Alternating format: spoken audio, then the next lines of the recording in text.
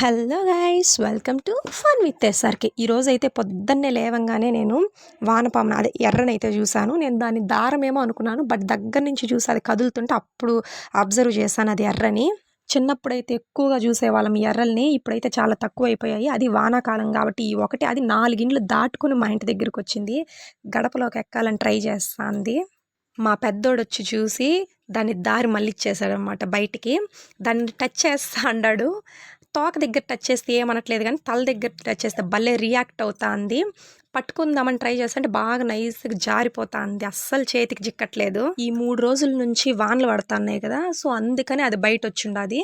మామూలుగా వానాకాలంలోనే ఇలాంటి చిన్న చిన్న పురుగులన్నీ కూడా బయట వస్తాయి, ఎండాకాలంలో చూద్దామంటే కనిపించవు. మా పెద్దోడైతే దాన్ని పుల్లతో తీసుకెళ్ళి చెట్ల దగ్గర మట్టిలో వదిలేసినాడు అనమాట. అది యాక్చువల్గా మట్టిలోనే బాగా గ్రోత్ ఉంటుంది దానికి. మీరు కూడా ఇలాంటి ఎర్రల్ని చూస్తుంటే ఎస్ అని కమెంట్ చేయండి అండ్ సబ్స్క్రైబ్ చేసుకోండి.